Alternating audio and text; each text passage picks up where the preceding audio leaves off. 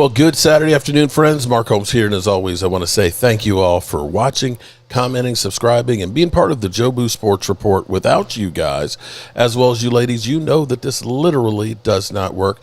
Don't forget about BetUS. BetUS, who's actually sponsoring this video for us. Make sure you use the promo code YouTube150 so you can get 150% matching on not just your first, not just your second, but your first 3 deposits of up to $2,000. And if you use crypto instead of cash, then you can get 200%. And I know football's over, but you can start putting money on for next year. If you want to go ahead and get the Cowboys for the Super Bowl, and you want to put money on it, if they were to get to the Super Bowl, you're rich, bitch. So make sure you use BetUS today and bet responsibly. So I'm a little bit late getting started today. I had to cook dinner. I did a reverse sear steaks because my wife got up this morning. She said, with what Robbie is doing, her brother, she said, I need you to make him a really nice steak dinner. So I did a reverse sear ribeye steak with some potatoes and some mushrooms with a reduction wine sauce and stuff on it, a little wedge salad with homemade blue cheese dressing. It's literally like a damn steakhouse, but a lot cheaper. So if you want to see anything about that, check out Cooking and Tailgating with Jobu. I'll have that video up there tomorrow. And now, okay, why is it all of you out there like Dirty Sanchez, Joe, and Momo, and Chris May, all of you guys that are channel members, we started this on Saturday, or actually originally it was on Sunday. We started this for Cowboy fans so we could bitch and moan. Somehow, Momo, who's a Commanders fan, is always the first one in the house. Why is it that what I made to be for us Cowboy fans to look out for each other has become Momo and Leo's platform? I don't understand this. Why is that? Momo, would you like to answer that? Okay. I'm a fan of you, Mark. I'm a fan of your content. And I'm a fan. Let me just say this real quick. I used to be a person back in the day. I'm older. I was the guy who hated the Cowboys so much. Older than who? Hold it. Older than who? I'm 63. No. Yes. No, you're lying. See, look, Commander fans, I swear to God, no way in hell that you're 63. You're older than me. Yes. I need some of what you've been getting, bro. Did you find the fountain? Oh, yeah, we got loyal in here. Good. We got loyal in here. Okay, because let me explain to you. Go back to what I was saying. The loyal Cowboy. So I used to hate the Cowboys so much. I couldn't stand the TV show. I couldn't stand the cheerleaders, the city. But over the years, I said that hate got to turn into love. Hate got to turn into love. So I appreciate Cowboy fans more because I don't get on Command or Washington fan base and listen to them because they're a bunch of idiots because they fall for, oh, we won a game, we this, we that. No. Wait a minute, that's us, man. I look at reality. We got people believing that Micah Parsons says we're going to hold up the trophy next year, saying we're going to the Super Bowl next year already. No, what I'm saying is that I appreciate the people here. This is my home right now, far as you guys are. And I don't care. I could take the heat. Y'all could jump on me, jump on like that. The Washington did well this year. That does not mean, but the Cowboys still beat us. Okay. So this is always the case. Cowboys always going to beat Washington. Washington going to beat Dallas. Always going to split. All right. Well, I'm going to tell you how much I love you guys and love being here on YouTube because right now I literally just took off a ribeye steak about this thick. That's medium rare, and man, that sucker is good. I took a bite of it before I came Me up. and Leo want a bite. Oh my God, man, that thing is dead on perfect. Smoked it for about an hour and 15 minutes, low and slow, and then you sear that sucker in there. It's nice and red, and it is just as tender and juicy. But I said, you know what? I can't eat that right now. I'm going to be here with you guys. You can still eat and do the live stream at the same time. Yeah. Now, you guys talk for 1 second. I got to take this call for 1 minute. So what's going on, everybody? Happy Championship Saturday, fellas. How y'all doing today? Yeah, Hey, Leo, can I say something? I was in the comments last week. I got ran off. I didn't get run off because somebody jumped on my back. I left because I had to change something with my significant other, my wife. So therefore I left. I don't care the flack I get, what I say or what I don't say, because at the end of the day, I'm going to be me. And no one can never chase me away. That's like because I'm that type of guy. Sports is not going. It's going to control my life. Yeah. I don't take this shit. Just like me yesterday, they were talking about the combine. I don't watch the combine because I think the combine. We all buy into this combine. I haven't watched the combine in years because of what it stands for. I don't think having somebody jump a certain height for a linebacker or a running back does makes you say he's going to be a player on your team, or how big their hands is, how big their biceps are, or having this. Wait, are we talking about size? Are we talking about? He's got an 8.5-inch dick. Hold on, let me just finish, Mark. Okay. And having this test of your knowledge, because that test they test these players on is bogus. You gotta know it got nothing to do with football. I don't know. Momo, wait. You know I'm what gonna it's say. about? Was it Vince Young that had like a really low Wonderlic score? Yes, a lot of players have. Do you know what it's about, Momo? Being able to take direction. Yeah, it's about football players, especially those who haven't had their team play a game in a while. It's just something to watch. You know, we all. Like, I'm more into the draft than some. I'm curious to see a few players how they run, but that's not the end all be all. That's just it's just another piece of the puzzle. Okay, can I ask you a question then? I ain't gonna front though, but whenever draft time comes, wait a minute, Momo. Whenever draft time comes, I'll be honest. That's when Game Time and Mark are pretty much. That's when y'all do y'all best work. Yeah. I've actually enjoyed y'all at the draft or when talking about the draft. I'll be honest. I think that's when I enjoy y'all the most in terms of football, what we're talking about. Yeah, I'm going to miss not being at the draft. I'm going to miss not being there. Mark did them people in Detroit dirty. The Golden Fleece. They came out and jumped me, when bro. You and Mark were walking away, right? And them Detroit Lions was talking shit, and Mark was like, "Yeah, how many Detroit Lion fans does it take to beat the Cowboys?" No. How many downs does it? Because they kept going. Down.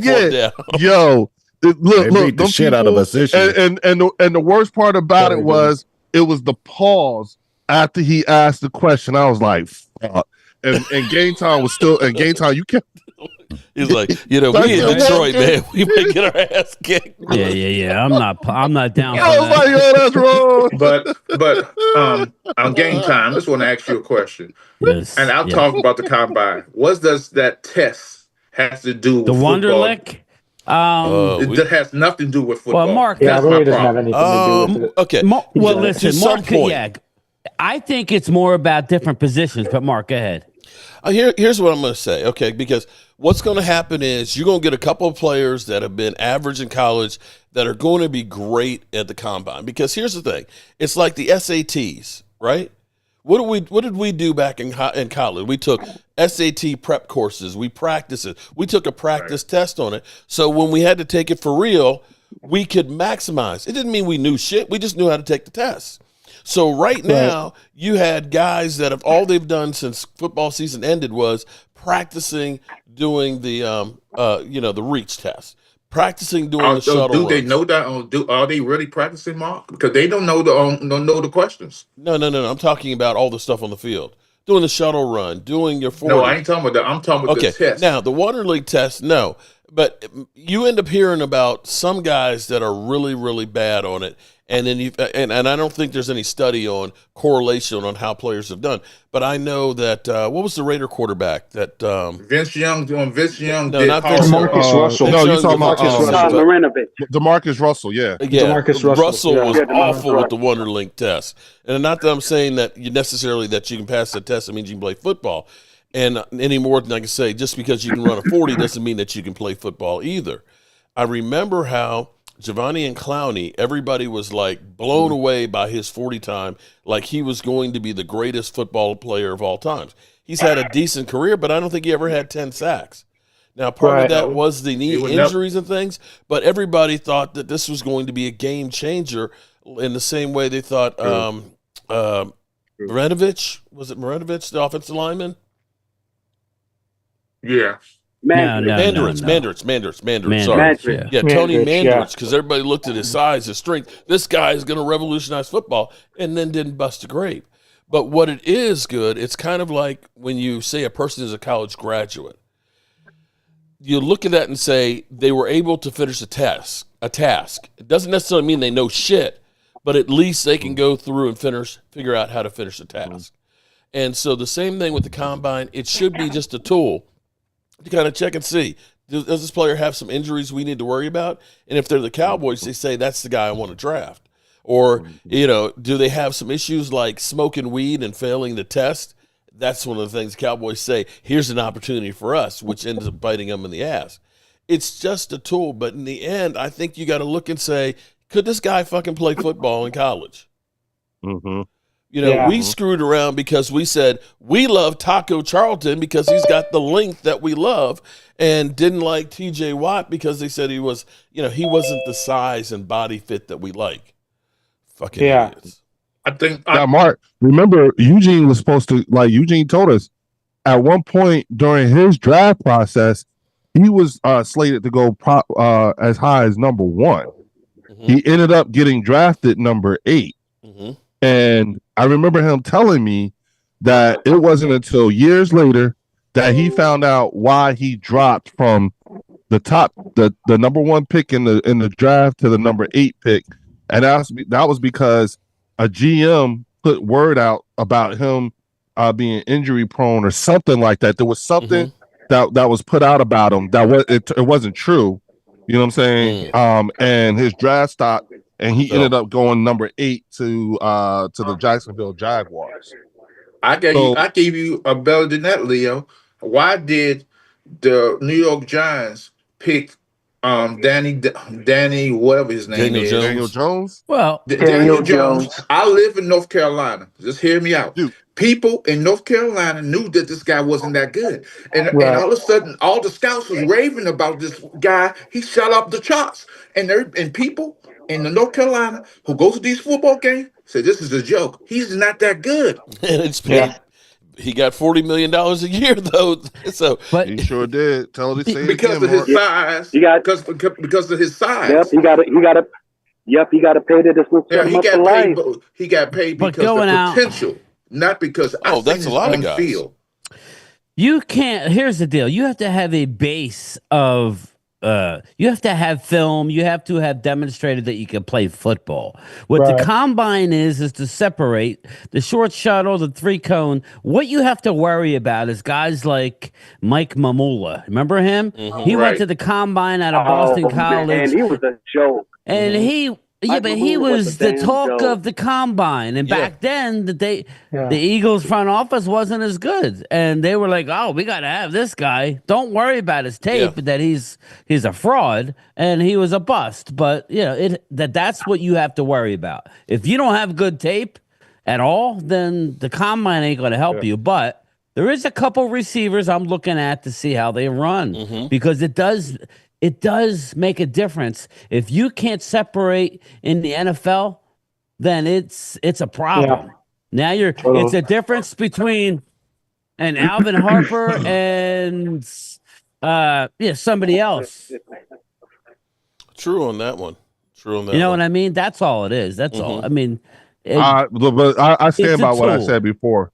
I think Game Time and Mark are probably they do their best, some of their best work during the combine and the draft. Well, let me be real with you. See, now, let me be real with you. You can say Game Time is great. You can say DMV is great as far as the prospects go, because I don't know shit. Okay, I'll be real. Right. I rely on guys like that to go ahead and lead the discussion on the individual players and things. So I appreciate the love and everything else on it. I have to say, Brian, I am feeling a certain kind of way, having been to the last 2 drafts, about not going. You know, in Green Bay, right? To Green Bay. Yeah, I agree with you. Yeah, In some regards, remember how freaking cold it was in Detroit? Yeah, well, that was me, but I wanted to. No, but you know how cold it's probably going to be in Green Bay? Yeah, I'm not going. We got to we have to get through this period because Ron Oliver lives in Wisconsin and he's hit me up. Oh, you got to come hang out. That you know what I was going to say because he was asking me if I was going to the draft. He said he's about an hour and a half Are you away. and Mark going? Are you coming? I'm like, I don't think so, man. We're going next year. I was thinking that maybe we get an RV, we could stay. We can park the RV at his house. Like it might be and just drive up there. Go. Huh? I know you don't want to, but the people want to see y'all there. I know I do. But tell you what, I'm sorry, bro, but it'll be an expensive ticket. Y'all are good. I love it. Do a fundraiser. Well, I tell you what, Leo, I tell you what. How about this? You finally come out with the Cowboy Blue, okay? And we have kicking off the season with the Cowboy Blue Tour, and you sponsor us. Oh. Yeah, he don't like it that much. Oh no, that's not You could write it off, man. You could write it off, man, as a business expense. That's not a bad idea. Yeah, first test subject. Hey, Leo, I tell you like, what, wait a minute. I go in with you on that. I go in with you. I'll be a sponsor too. Yeah, we get some sponsors. Let me think on that, Mark. Let me think on that. Game time. If we got some sponsors, what would you do? Would you think about it? Yeah, absolutely. Because we got the other thing in the works for you. Okay. Hey, yeah, and harvest time should be around that time. About that time. Oh, harvest. I'm not going because of the money necessarily. I just thought we weren't going because it's freaking cold. Well, yeah, but I was. Right, game time, this is a broke ass here. I saw Mark with a video last night. I was watching it. He's walking to a tunnel. Looks like he needed oxygen. I tell you what. Yeah. Did you see my comment? No, I did. I didn't. I actually haven't looked at it, but he did look that way though. It did. I ain't gonna lie, because what I thought of as I was walking up it was exactly what our new defensive line coach was saying. When you go after it till your lungs are on fire, my fucking lungs were on fire. I realized how bad a shape I am, but.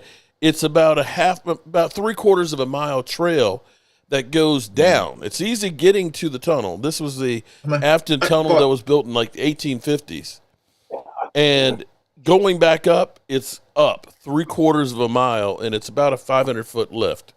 And my ass has been sitting here like I've been doing, and I was just like sucking oxygen like a mother humper. But, Mark, I got a question in game time, too. You got both of y'all. Green Bay doesn't have a whole lot of hotels there. That's the problem. Yeah, exactly. That's what I was saying, Momo. There's no hotels. Well, that's the problem. Yeah. Although it may end up dropping, but early on, it's basically days in is $1,000 a night. But if Ron Oliver is no, they don't have no hotels because when my cousin, I go to Dallas with for the game, when he went to the game up in Green Bay, him and his true brother. They had to go all the way to Milwaukee to get a hotel. Man. Yeah. Probably want to rent an RV and just do it that way. Well, but the problem is even the RV lots are like $1,000. Oh, like $1 million too? No, but actually what I was going to say is if Ron Oliver, he said he lives an hour and a half away, park an RV in his front yard and get us an SUV and drive back and forth that hour and a half. Wait a minute. You know what, though, Mark? Can we get a final answer real quick? On what? Chris? What's it going to be? Whose jersey is it going to be? It's Jalen Hurts, man. That's what you said. Okay, just wanted to make sure that was the final thing. Just wanted to, get some clarity here. Poor Chris. We're still paying off those. Hey, dude, you know what? I can just no, Mark. Chris protested Jerry, man. Oh wow. Okay, so Mark, Chris is going to wear a Jalen Hurts jersey all next season. All next season. All next season. Excuse my no. Yeah. That's when if you said for a week or for a game, after that I'd say, I'm I was a smart ass. I said I was like, the day you guys go to the Super Bowl and What's up, Ron? Ron Oliver. Ron's in the chat. There he goes. Ron wants this, man. He's like, yeah, man, come on through. And Mark, I just want you to know that Drew is considering becoming a channel member, but he's afraid that if he gets on here, and him will have you going to see a therapist. Hey, Drew's cool, but Dustin, how are you, brother? When's the draft? April 20, in April. April, yeah, 26, something like that. Joe's like, no. So I'll meet. You got me wanting to go now. If Leo sponsored it, and I'm down with Leo for y'all to go, because I'll move some money around, and for y'all guys, I'll put something in. See what you created, Mark? Oh shit! Now I am going to it's 924 miles. I have a question for you, Thomas. Where is Michael Irvin's restaurant at? Is that in Irvin, Arlington? What? No, it's in I know we were past it on the way to the Michael Irvin. Yeah, it's okay. To Arlington. Playmaker Grill. It's in North. It's in North Texas.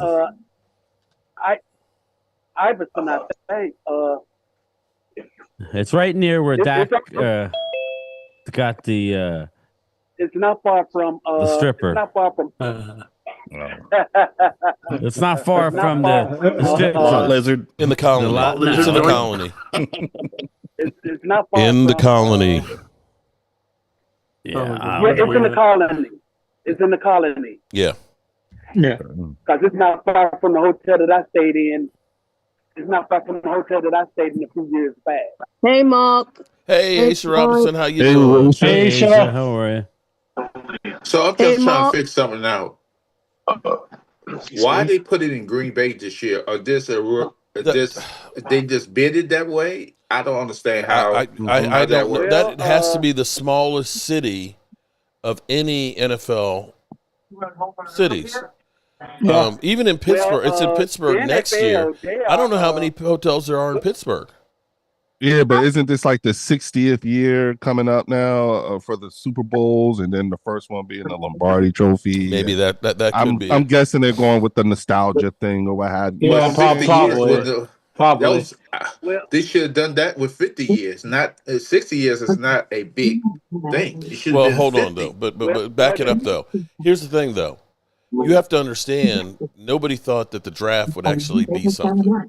In 2012, it's like a huge, in 2012, thing now. I'm going to tell you how different it was.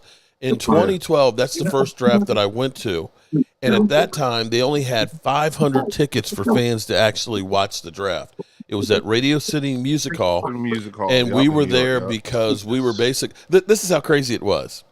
We were there for United Way inside, and we were basically having like cards that we were giving to people so that way we could get their contact information and literally writing down their email addresses. Yeah. I had Calais Campbell, Nnamdi Asomugha, and I'm trying to think, it was a Baltimore Raven.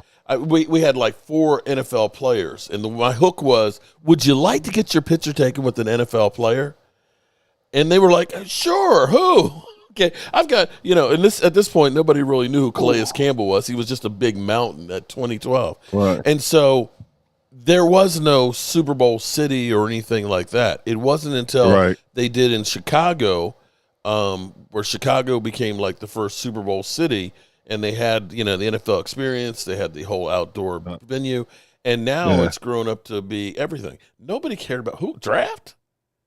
Yeah. Draft? Yeah. And so now it's like, okay, here's a way we can start creating buzz. Yeah. We can sell a lot of merchandise and everything else. They don't charge you to be there, but there's a whole lot of money that's made because of it. And so all of the different activations and stuff like that go on. Yeah. On aside, like the collateral, basically. Yeah, I mean, you think all about of that is where they make their money. For Detroit, all the people that came to the city and blocking off downtown and everything else, there's money that flows through quite a bit. Well, Philadelphia was big. Oh, I was there. It was big too.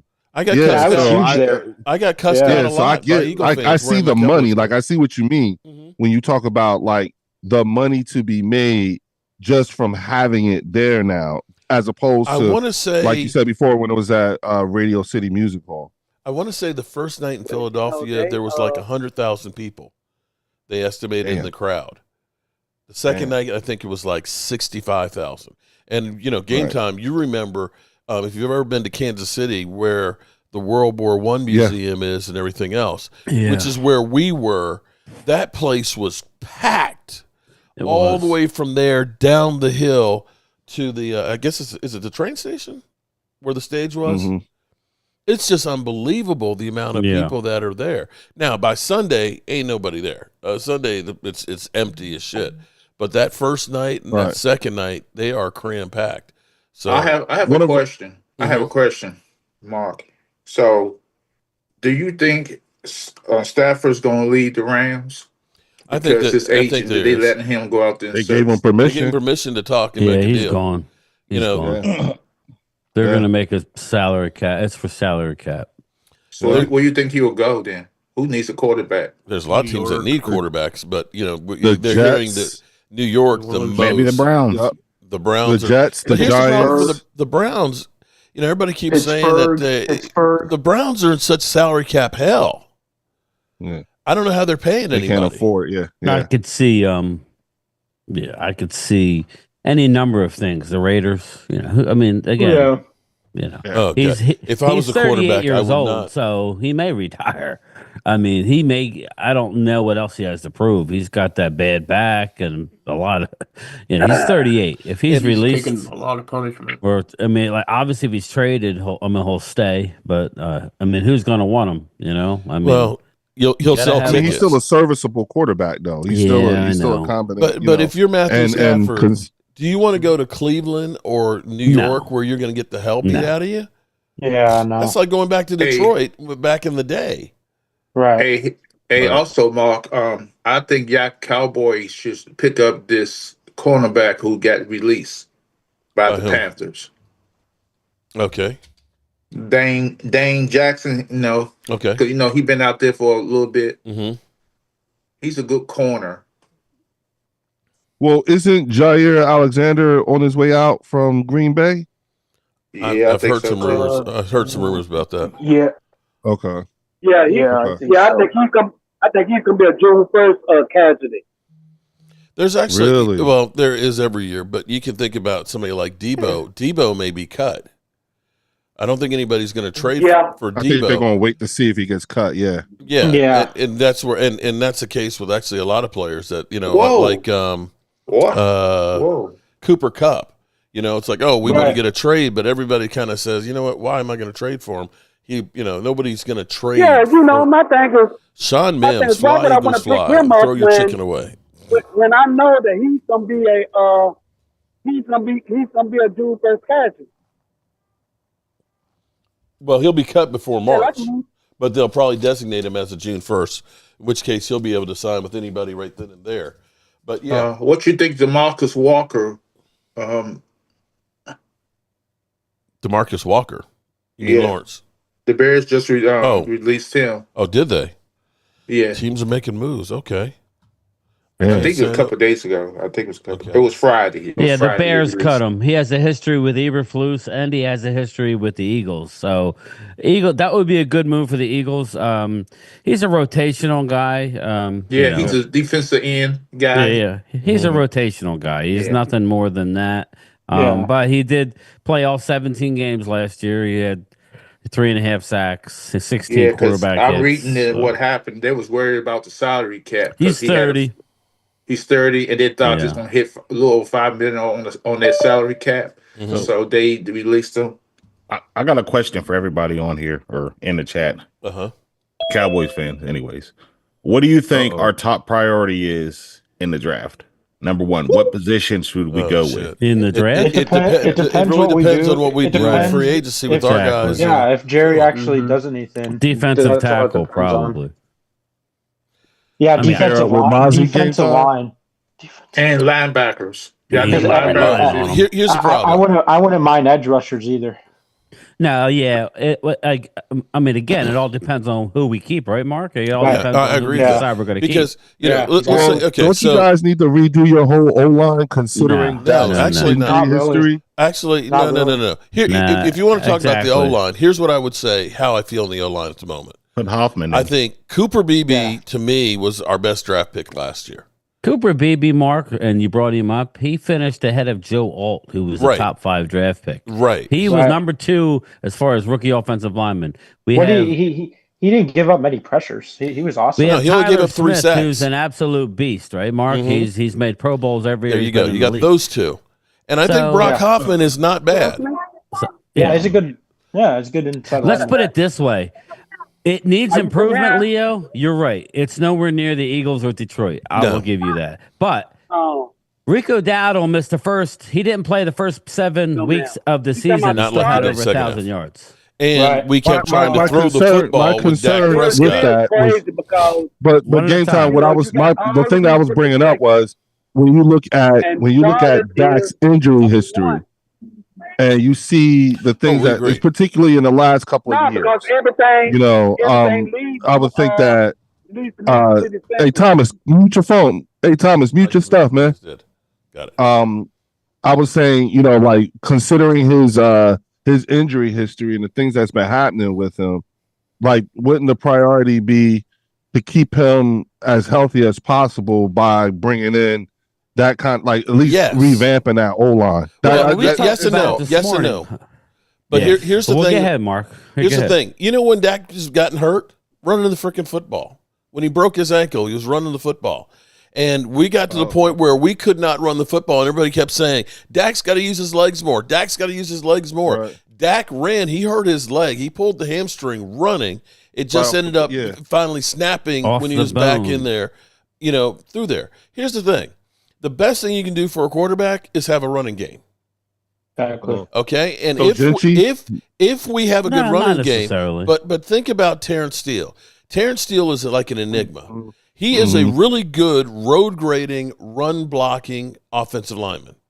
Clearly so much better run blocking than pass blocking.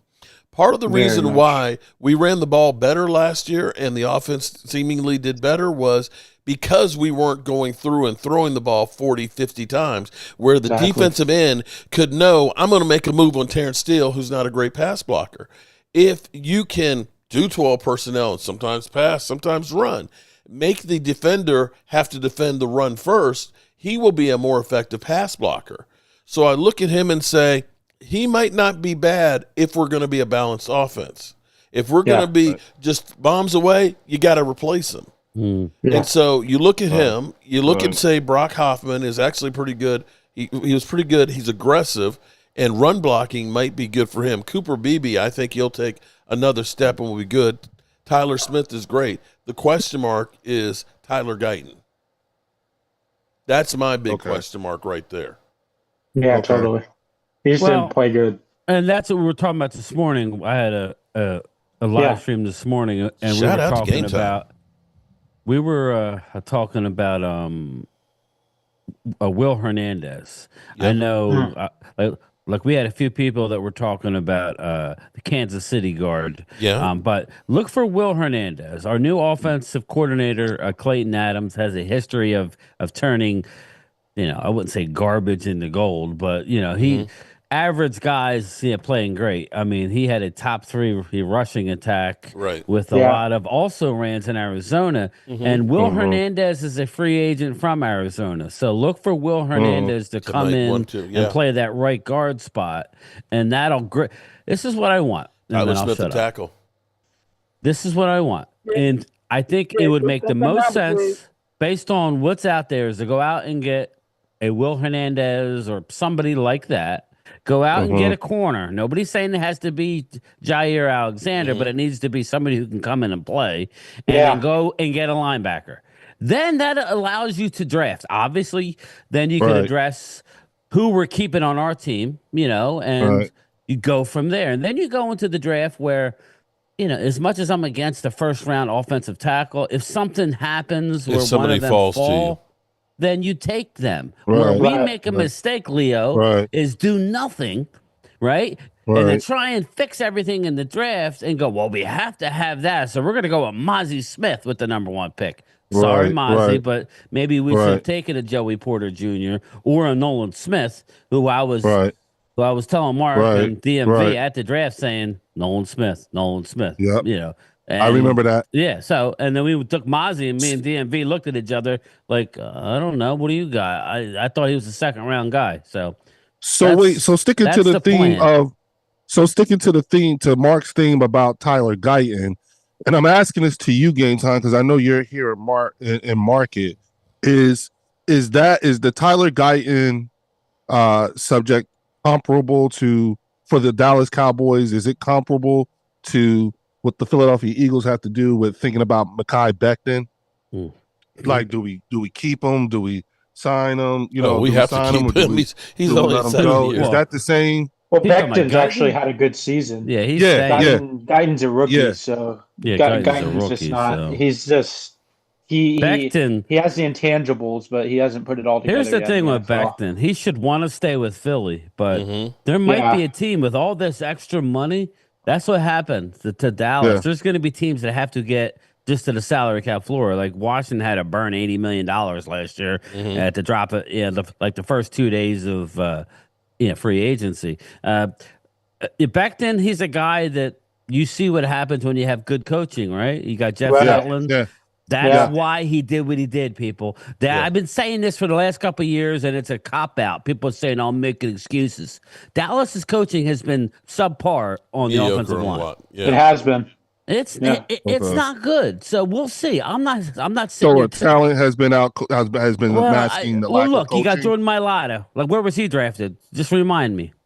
The 7th round, I think he was Jordan Mailata, best left tackle, arguably in the league, was the 7th round draft pick. Yet we got the Vince Lombardis, the Brian Broaduses. They're all saying, "Oh my God, you got to go out and get the highest rated guy." No, you got to coach him up. Yeah, I can go back to the '90s, Leo. I can go back to the '90s when Mark Tuinei was a defensive player that we converted to an offensive lineman. There was not a single first-round draft pick on that offensive line. Yeah, we had Nate Newton, who was cut by Washington. You had Kevin Gogan. You had Spignowski was an undersized guard. Coach him up. Stop it with we have to have this. Yeah. It's about the coaching, people. That's all. Yeah, and that's what I'm anxious to see is how this coaching staff can help our team. That was going to be my next question, Lord. Because I've been saying it all along. It's a culture and morale problem in Dallas. Yeah, but that's a lot of that. Okay, but here's the thing, though. A lot of that is because of what's dictated down by the Joneses. Okay, because here's the problem: when you looked at the offense when the season started, you knew Dak Prescott's got to throw the football and CeeDee Lamb's got to catch it. And we did not think about trying to run the football because the Joneses are looking and saying, CeeDee Lamb got all that money. And you literally heard Stephen Jones say, well, CeeDee Lamb got the lion's share of the money, so he's going to need to get 13 to 15 touches a game, which is freaking insane. He got 10 touches. But you just also announced that you put a target on his back, too. But here's the thing. Exactly. The season before, he had 10 touches a game, had over 1,700 yards, broke all the Cowboys' records, and now you're saying he needs to have 3 to 5 more? You're not going there's diminishing returns. Now everybody knows CD's getting the ball, and they literally built the offense to say, Dak and CD, you guys are getting the money, you guys have to win it. And we all know you're not going to win that way. Not when everybody's got 2, sometimes 3 great receivers and a running back. Yeah. Exactly. Well, Mark, they're talking about letting Kenneth Gainwell go. That might be a good pickup for you guys or for the Commanders. Because in my mind, I'm just like Rico. Right now, everybody that we're not going to re-sign and Game Time could tell you from a defensive side, there's a lot of guys I think are going to go. Milton Williams, Zach Bond. Isaiah Rodgers is. But you want to know something? You think Bond's gone? I wouldn't be in my opinion, I think the 2 major signings ought to be Zach Bond, number 1, and then Mekhi Becton. Just so we can keep the continuity on the O-line. And then because of the way the cap went up, and I'm sure that caught everybody here by surprise. It didn't catch me by surprise. Yeah. Really? Mark Ben-known. Really? I sat out front like 2 weeks ago when I said, watch. I said 283. is what I said. Watch the salary cap. I said will go up more than they're expecting because they kept saying, "Oh, it's only going to be about a $10 million increase." I'm sitting here looking and thinking about like BetUS. Shout out to BetUS and all of the different companies, including ESPN, BetESPN. That is just straight royalty money. The NFL doesn't have to do anything other than give me my cut. You think about games in Brazil. You think about now every freaking provider, including Netflix, that's paying to stream. I was going to say the next 5 years, everybody will be paying to watch football. We already are. Right. Netflix is trying to get one of the Sunday packages. Trying to really take over, I think. So I'm sitting here like the NFL ain't hurting for money. They're going to be making more money hand over fist. And it's like everybody's, oh, my God, I can't believe it went up. Yeah, duh. Take a look around. I know that between YouTube TV and all of the different apps, it's about $1,000 that I'm paying for all of this stuff to watch all the games. Where it used to be, all of this stuff was being on free TV. So maybe I'm not going to the games. That's not where they really make their money. And with all of the gambling that goes on, now even my dad, is spending money gambling and stuff. So, yeah, they're making money hand over fist. And now we're going to have a game in Australia and another one back in Brazil. So, yeah, don't be surprised. And this is where I'll actually give more credit than I wish, than I'd really like to what the Eagles have done.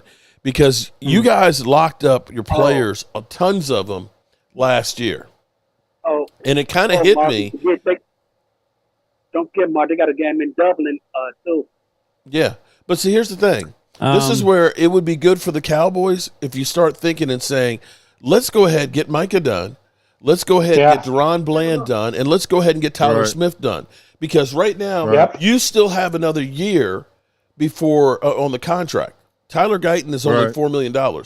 If you say, we're going to make you the highest paid guard right now, and pay you, the average of it's like 23.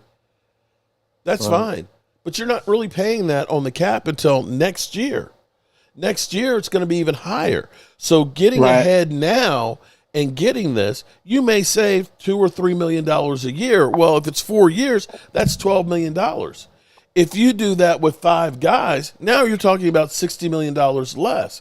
And so for the Eagles, I kept looking at it and saying, oh, my God, the Eagles have pushed so much down the road. Well, the salary cap has gone up $53+ million in the last 2 years. 4 years from now, it may end up being another $150, $200 million.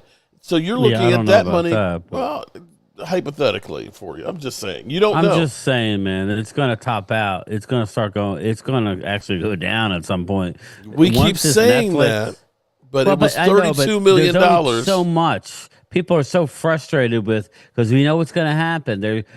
They're bundling up these apps, and then they keep creeping the apps up, and now they're adding.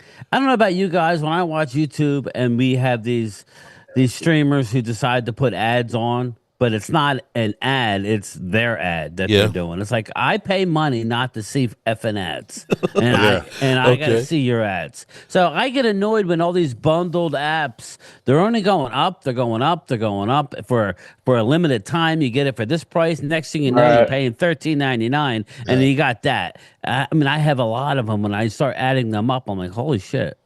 We're spending a lot of money. It's going to top out. I'm sorry. It is. Yeah, and that's what I've done. I had cut back on that because this is getting ridiculous.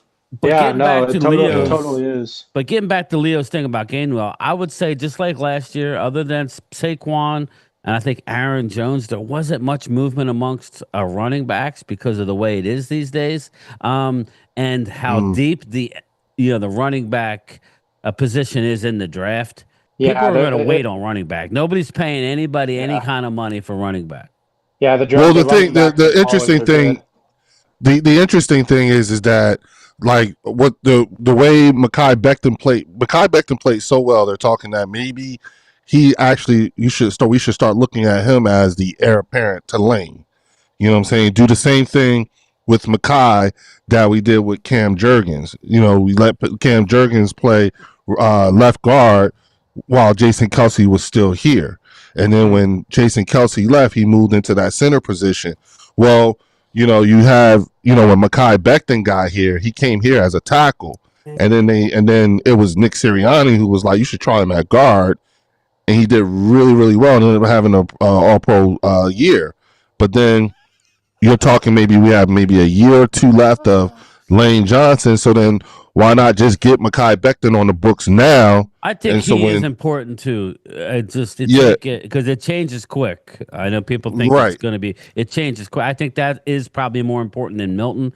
I had floated something out there this morning, and people kind of poo-pooed it. But if you really wanted to keep Bond and Becton and Milton, you could do it. But you might. But you would. I would say, would you consider trading? Because are you going to re-sign him to a long-term deal? Would you consider training? What's his name? Number Bryce 9. Huff? No. Oh, you talking about Jordan Davis? Jordan Davis. Here's the thing. Jordan Davis. I'm like, I understand what you're saying. I'm not saying he's not. He really played well, but he may be a guy who's at the top of his value now, and you need to keep Becton. To me, you need to keep Bond. I believe the Rams are all over it, so you could still. There's a lot of D tackles in this draft. You can get one. And you would save money, you know what I'm saying? But again, I'm not, like people get annoyed when I say stuff. I'm trying to figure out a way to keep Bond and Becton. Right. That's what you have to look at. Those are my two. Yeah. Right. But see, here's the thing though, Game Time. When you look at everybody, okay, that's not and this is the same thing, because what I'm about to say is also like, all right, because I'm asking about, again, Guyton, okay? We haven't yet exercised that 5th-year option on Davis, because remember, he's a first-round pick. Mm-hmm. Wasn't Guyton a first-round pick? So you guys can still but you don't exercise that 5th year, right? Yeah. But he was just drafted. Here's the problem when you start exercising 5th years, it gets ridiculously expensive. Right. Because Micah Parsons is 24 right now. Think about this, Leo. You exercise the 5th-year option, right? Now, the only way I do that is if I'm not re-signing the player, okay? Because everybody's saying, "Well, you can, right, yeah." Because if you're going to re-sign him next year, well, the number starts at what you just paid him the previous year. It starts at the franchise tag, basically. Yeah. That's what Dallas has been doing with our quarterback and other players. That's why they're so horrible at what they're doing, because and waiting to the last minute to do it too. I have a question. I have a question. So wait, real quick. So I'll shut up. So no, I mean, even if it's still again, to Joe's point, you guys just drafted him, and knowing that you had that ability to be able to do that. Do you make him like a corner piece to build around? Because you got some years with him. Well, here's what you want to do. Here's the thing. Right now, he's going into his 4th year. You can now sign him to a long-term deal. His money is only Davis. Same thing with Davis. He's only $4.5 million right now. The best thing you do is to say, I'm going to give you a 4-year extension. His number is basically going to stay about the same, or maybe go up $1 million or $2 million. But you're paying him now. You're signing him at today's dollars, but you're going to be paying him in this year's dollars in the future. And see, that's why you guys do with AJ. Right, with AJ Brown and Devontae Smith. Devontae Smith signing for what, 24 million? Yeah. Yep. 3 years from now, that's going to look like chump change. Right. That's why it's better to sign a guy sooner than later. If you start to put in the average that the cap has been growing, now by the time we get to that, before we get to Momo, let me go ahead and do one quick exercise for you, because when you say you don't think the salary cap is going to grow, it's going to flatten out. Understand that this past year the NFL made gross receipts of $20.4 billion. Okay. Mm-hmm. You know how Roger Goodell wants that 18th game, right? Yeah. If we take 18, because currently there's 18 weeks into $20 billion, okay? Let's divide that.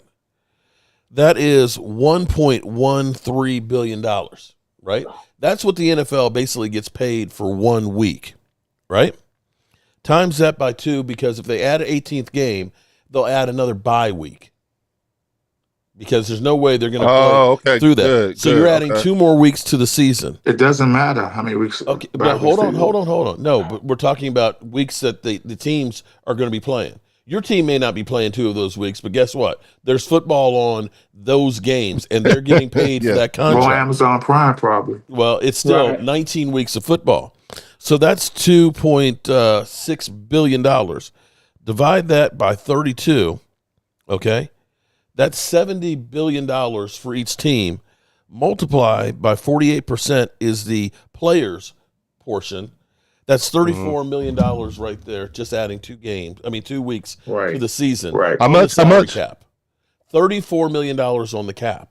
Just by adding another week? It'll be basically 2 weeks because it'll be a bye week. Oh, yeah, a bye week, But that alone will add $34 million to the salary cap for every single team. Exactly.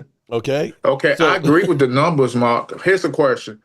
So when the next bargain they go, because this not for a while. They just started 2029. Momo. They just did a new one. Tagging folks is ludicrous. It's so bad. These players have sold they sold, and the people representing it is not doing them no favors. Because but there's so few players. If I don't want to play for so far, nobody's even been tagged this year. I should be able to leave on the free market. Yeah, but Momo, if you look right, a lot of teams aren't really using the franchise tags. Like the Philadelphia Eagles haven't used the franchise tag in like 12 years. Dallas is that's not a abnormality. Like I guarantee you, the Cowboys going to use the franchise tag if they don't sign Michael this offseason. They could, but for the most part, I get what you're saying, Momo. But what I'm telling you is that so few players. Take that out of the question. Most of these teams aren't using the franchise tag like that anymore. They haven't been doing that for years. I'm just gonna say this: my dumbass Washington franchise tag. Kirk Cousins twice. Kirk Cousins. I was saying, let him go. Yeah. Please, just let him go. But real quick, just let me get this out real quick. Just to whoever had said in the comment that Jordan Davis is cheap. You got to be proactive. You got to think about how the Eagles handle things. Eagles hit things ahead of time. He is basically in his final year. I understand he has a 5th-year option. He only counts 5.39 this year. I get it. That's why you trade him now, because you get more. This is his 3rd year. The following year, it's a 5th-year option, okay? And for a 5th-year option for an interior D-line is almost $21.5 million, okay? Yeah, we might as well sign him. Which is what Osa is. So that's what I'm trying to let everybody know. The good teams make a move. Like Mark brought up with Deron Bland. Now, he wasn't a first-round pick, but we need to do it now. Or like a Tyler Smith, who was a first-round pick. We need to address now, like the Eagles have done. And you could say whatever you want about the Eagles. They have handled contracts supremely. So expect something to happen, either long-term deal with Jordan Davis or he's used in a trade package because to get whatever you think it is. And again, they will have just that much more money because everybody knows when you re-sign a Becton, you re-sign a Bond, you re-sign whoever, that first year you're not paying them much. So you really felt that. That's all. Game time. I'll say this. I don't see them allowing Jordan Davis to go out the building just from a continuity standpoint. I've been saying it for about a week, and I'm seeing it all over. I'm like, wow, okay. I was ahead of the curve on that one. Yeah, I'm thinking because of from a continuity standpoint, these Georgia Bulldogs, these guys are extremely close with one another. Have to pay him. Yeah, a lot of money. I see that happening, which is why I think they're going to let. I think they're going to let Milton Williams walk, just like they let Javon Hargrave walk. You got to look ahead, though. Again, if you have to look ahead. You're going to get a defensive end in here. I know you got Jalix Hunt. You think, but I mean, you're going to need somebody.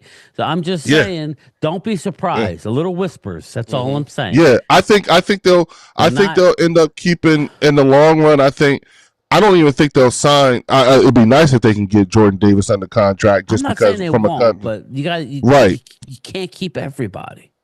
No, but if they were to go by what we know them to do, which is to try to get people under contract earlier rather than later, because you get better value from the team perspective. Yeah. Well, okay, I can see them doing that. I'm looking at guys who you could resign now. Yeah, look at how they did Devontae. Or move on. They sold Devontae up in his third year. Mm-hmm. They signed they sold up. I remember when they sold up, I'll go as far back as Trent Cole. Remember that? They signed him up. They got him early too. So they're known for doing that, but from a continuity standpoint, I just see them wanting to keep that core nucleus together. Eagles struggled with drafting linebackers, then all of a sudden they went out and got T.J. Edwards, and then he left, and he's Kaiser White money, and then you went out and got Zach Bond out of nowhere, and now look at him. So all of a sudden now you've turned into you're able to find. And I think that's all part of coaching. I think that's whoever's involved in that is actually doing their job, but it's not easy. But anyway, I just wanted to say I'm looking for the Cowboys. We don't have too many options to trade. We can release some guys. Micah.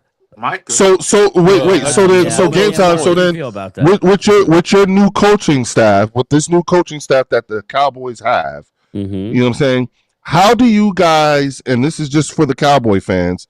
How are you guys feeling about this new coaching staff and the potential in terms of from a culture standpoint?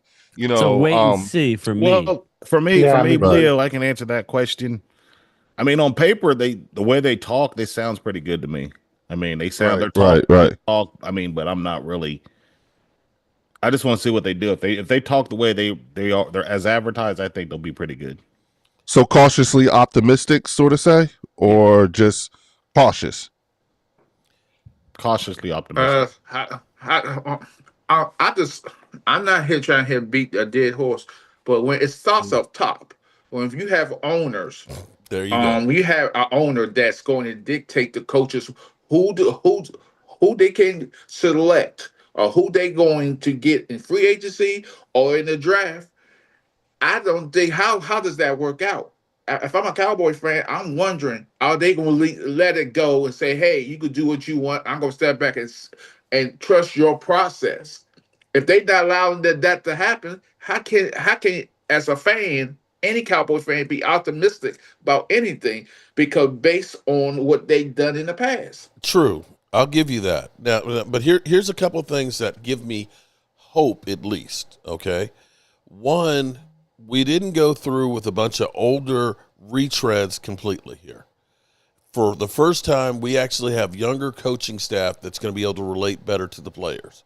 Mike McCarthy and Mike Zimmer, they're older guys and things. They don't necessarily get down and dirty like the players do. They don't understand the social media aspect and things like that.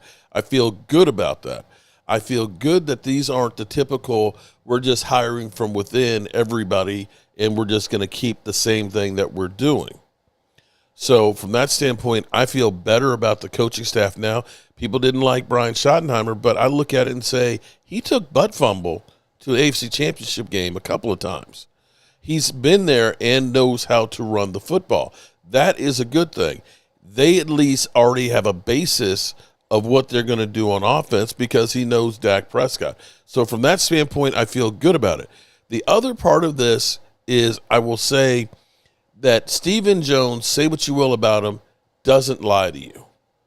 When Jerry said we're going all in, he is kind of like, I don't know any time that we haven't actually all gone all in. He doesn't tell you bullshit. He says, I believe in our own guys. He says, I'm going to sign Dak and CD and we're going to sign Micah. And that's exactly what they do. Him actually saying, we can't do things the same way.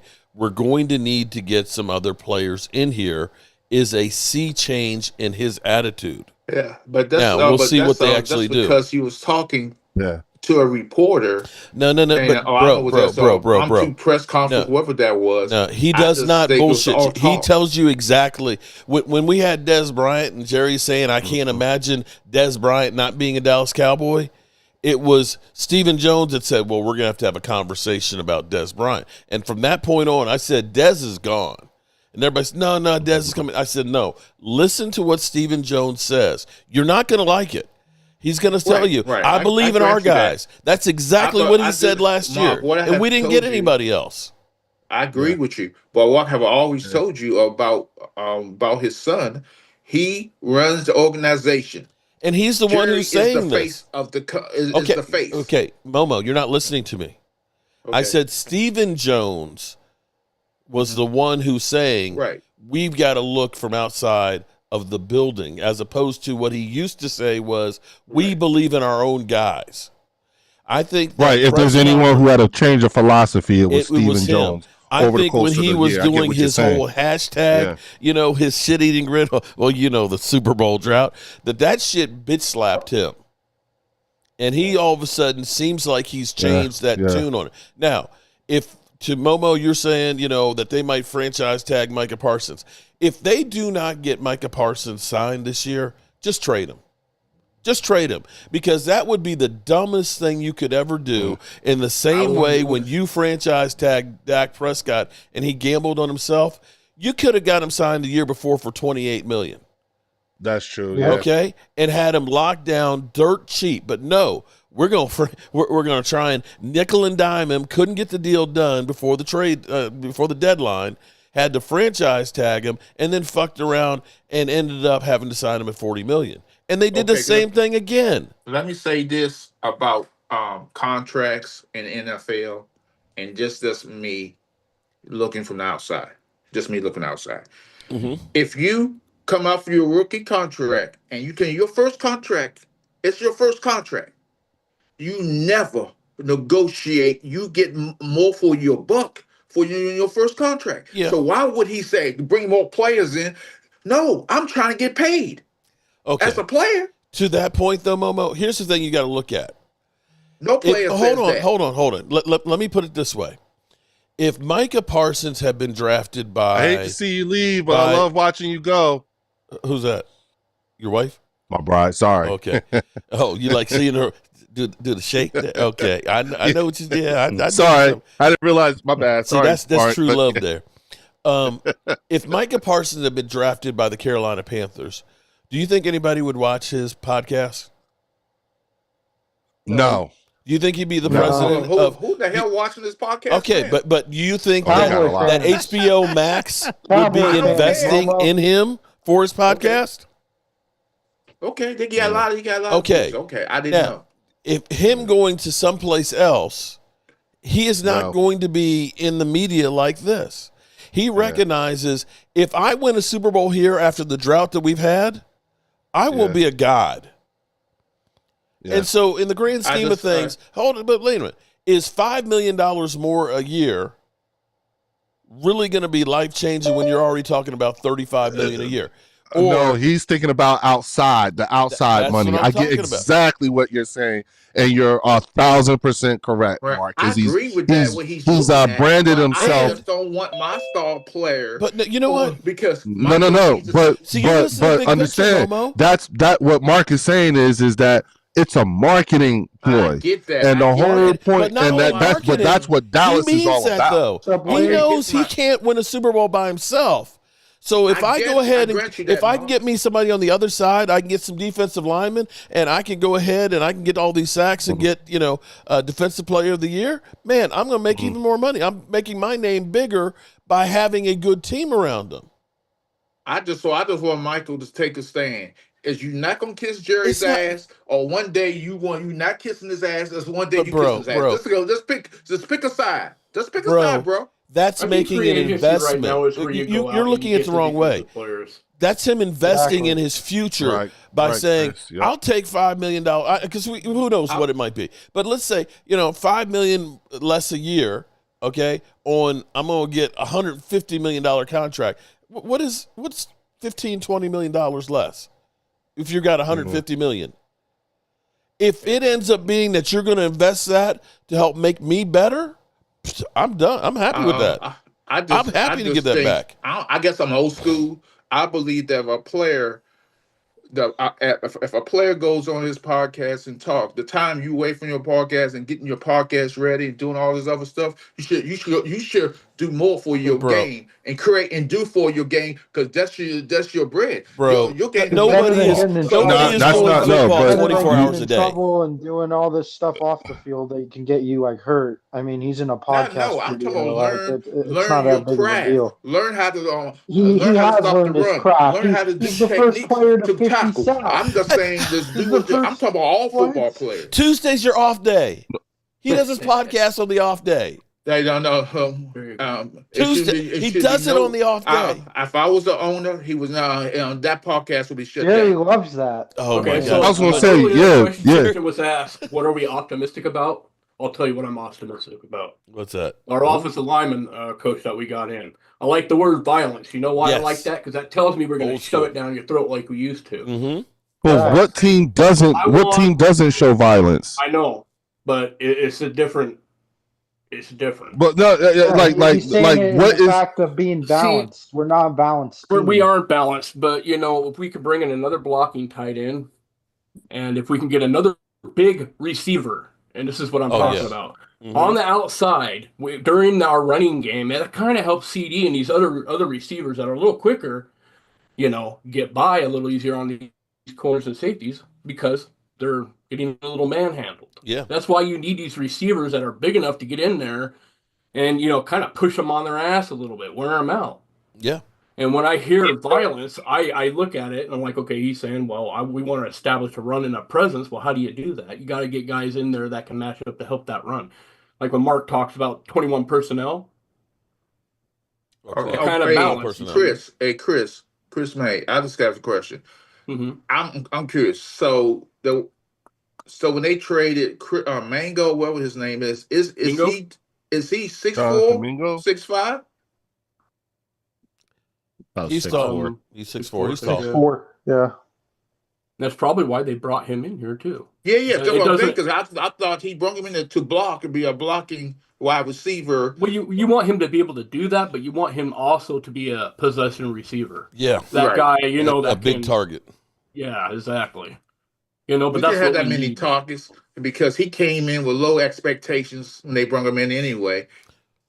So I don't think he expected to get the ball as much anyway. Well, maybe not. But... And here's a question, and again, for the Cowboy fans only, you know what I'm saying? But are you guys have you stopped to take to look back on things, to look at this current coaching staff that you're looking at right now? And is this like a false hope type of thing where you have to tell yourself something in order to get over what happened last year and the year before? Not necessarily. Here's the thing, Leo. I know we have here's the thing. Here's where I'm optimistic at, Leo. No. I mean, it could be good or it could be bad. But you got to remember, you got to look at Schottenheimer. He's been waiting for this opportunity for a long time.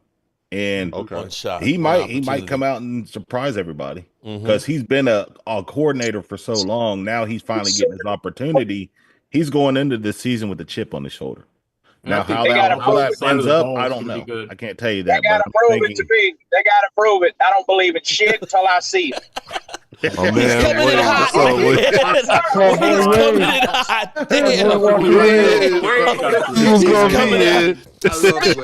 I knew he was coming. My man Wade here. I knew it. What's up, Wade? What's up, big dog? How many times have we been here every offseason? Oh, we're optimistic. Oh, we got a new coaching staff, and the same shit happens every single time. Quit giving these guys the benefit of the doubt. I was talking about one thing that I'm optimistic about. You gotta show me before I believe in your ass. I'm sorry. You gotta show me. Man. My man, like he going hunting with those glasses on, and he's saying, he's tired of this shit. Walker Wade, damn. I'm that Macho Man Randy Savage promo right here. You hear? Woo! Hail to Macho Man. Hail to the man. Macho Man. Okay, to Leo's point here, he's like, well, everybody talks about being physical. I'm going to say your goon squad, that's physical. As opposed to what Dan Quinn kind of had. We're more of a finesse defense before. So that's the difference. Right. That's the difference between the two of them. And when you're pass blocking, to me, pass blocking is more, as an offensive lineman, it's more of a defensive thing. I am taking a step back and I'm waiting for you to make your move and I'm countering it. If I'm run blocking, I am trying to drive your ass out the hole. I am just basically firing out on you. That's what we did. And that's aggression. Yeah. And that's where he's talking about being balanced, being more physical, and doing that. You think about a guy like Eric Williams or Larry Allen or Kevin Gogan, guys that literally are ready to just knock the snot out of you and are ready to fight at the drop of a hat. That's being more physical and not taking any bullshit from people. Right now, with violence. My ball. Yeah, but the thing is that like the like I remember like for us when we were bringing in when Vic Fangio brought the dude from Seattle and a couple people from Denver, and knowing what they were where they were coming from and their past successes with the Legion of Boom and the things that was happening. I'm wondering, did Dallas, because I'll be honest with you, I might tease y'all and everything like that, but the thing that I'm paying attention the most to this year in particular is your coaching staff, because that was how things started off with us last year with the coaching staff. Remember when Jeffrey Lurie said y'all better have can be in the coach's hands. We talk shit about Dracula, but Dracula's been to the Super Bowl twice and won one. Yeah. But here's the bottom line, though: if they end up doing what they did last year, it doesn't matter who's coaching. If it ends up being that Osa Ndigazua goes, that Rico goes, like Tony Pollard did last year, and Dorrance Armstrong and Dante Fowler, and we don't bring anybody in to replace them, right? Then you can't expect the coaches to coach us to a Super Bowl any more than we can expect Dak Prescott without weapons and an offensive line to take us to a Super Bowl with a defense that can't even force a punt. You got to have the players too. I'm okay if they're going to go ahead and say, you know what, we're not going to re-sign Osa Ndigazua if you're telling me that we're going to use that money to bring in a couple of guys to make up for the production. But we never do that. We didn't do that last year when we let go 9 starters. You didn't replace anybody. The Eagles, when you let go of Swift, you replace him with Barkley. That's what you guys do. You let guys go, but then you find another stud to jump in there. Kelsey goes and Cam Jurgens comes in, and he's playing better than what you had. We end up going through, we lose Travis Frederick, and we put in Joe Looney. We got worse in positions. We never go ahead and improve positions through free agency and the drafting stuff. It's about maintaining what we had. So is the organization is the Dallas Cowboy organization in danger of losing the fan base? And what I mean by losing the fan base, they've lost a lot of you guys listen to like Walker Wade. If I know, listen, but if you guys were the win, let's say you guys win the Super Bowl 2 years from now, 3 years from now, will the fan base feel like all of this was worth it, or or is the fan base going to say, you know what, it's all great and everything, but goddamn, like just to get here? No, I think if we won the Super Bowl, we'd be happy. Will it lose its luster? No, it won't lose its luster. If anything, it'll mean that much more. Yeah, and I believe here's the thing. Too focused on the cap, like, oh man, we're not. We got to worry about the cap 5 years from now. I think the fan base is sick of that. We don't care. Go all in right now. If we win a Super Bowl, we don't give a shit if we're in shambles in 5 years. We do not care. Right. As long as I'll deal with 5 years from 5 years from now. Right. Yeah, okay. Like what the Rams did. Yeah, exactly. But it wasn't. But the thing for the Rams, though, it wasn't that bad after it. The Rams are in better shape having won the Super Bowl than we were worrying about the future. Think about that for a second. The Eagles have gone through 2 quarterbacks and 2 different head coaches and got to the Super Bowl. Yeah. Again, it's bullshit. We keep hearing how great that the Cowboys, draft, right? And we have not the last 2 years. But here's the deal: you go in contrast of what you talk about. If you're such a good drafter, then why wouldn't you want to have a top 5 pick every 5-6 years? There's nothing wrong with that. Yeah. That's called rebuilding. There's no way. It's like purgatory. Any of my Philadelphia 76er fans can tell you. We were in purgatory for years under Charles Barkley. We would make the playoffs, go nowhere. Make the playoffs, go nowhere. Why? Because we drafted in the middle of the pack. We weren't bad enough to get the real good players. And then it was tank. They weren't good enough to win it all. Hawks fan, trade Micah to Seattle. It's all bullshit. I remember that. Trust the process with Elton Brand. Yeah. You take your shot, and take your lumps, have a plan. I just don't think they feel confident in any sort of plan. That's the problem. It's almost like they're scared. Yeah. They're so scared to make a mistake that they keep making mistakes because they're scared to.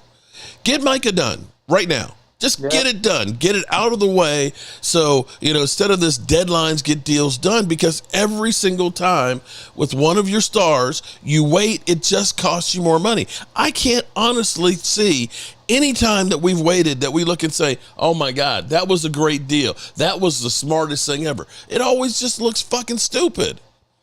And I'm sitting here, I am sick that here it is. All the last 2 weeks, it's where's Micah going to get traded to? Hawks fan over here, Seattle Hawks, trade him to us. That this is what we're going to end up doing. And I'm sitting here listening about the Eagles, how they're trying to figure out a way to get Myles Garrett. We're trying to get rid of the few bright spots that we have. The Eagles, who just won the freaking Super Bowl, are trying to figure out how they can get us another superstar. And that's why we don't win shit. Yeah. You actually got a point.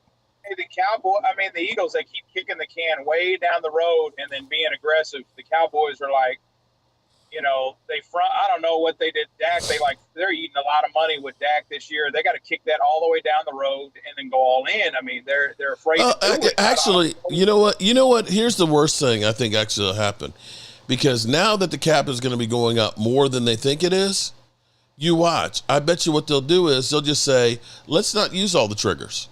Let's eat some more of that contract this year and not actually go in. Yeah. That's what I'm afraid might happen. That's what I'm afraid that they'll do is they'll say, well, shit, let's go ahead and get Micah signed. We'll save that money right there. And you're just trying to tread water and not win. Thank you. Game time, you are 100% right. Just tread water. That's what it is, Mark. That's what's bullshit about this organization. They're treading water. Why? And Mark, you're the right person to talk to, because we all know how much you love Dak. And I love Dak, but not as much as you do. You have more invested. Your channel blew up under Dak. Why pay him $60 million if you're not going to add to it? I don't understand. Thank you. I don't understand. That's not Dak's fault. That's the Cowboys. I agree with you 100%. If you weren't going to do anything to help him try and win, why sign him? Not help him. Exactly. Help the team. Help. And put a winner out there. Here's my thing. Here's the issue I have with Dak. Because it's conversation. Like but Dak has the keys to the city, and I've been saying this all along. Dak has the keys to the city, so he could go to Jerry Jones and Stephen Jones and be like, "Look, I want this guy, this guy, and this guy." That's all I want him to do. You think that they would actually listen? What is Micah Parsons? I was going to say, can he do that? Micah Parsons has literally gone through and said, bring back Mike McCarthy and Zimmer. He was a big fan of Dan Quinn. And they got rid of those guys. He's up here saying, pay me. Look, I'll take less money. Pay me. I love what Mike is doing. Pay me. Look, I just want to go ahead and get some players. If you are the Dallas Cowboys, he's speaking everything that you want to hear. He doesn't want a max contract. He wants to go ahead and get this thing done, so he'll negotiate less. I can save some money. So where's the problem, and why have we gotten this shit done? Man, it's like they have arsenic in their water or some crap.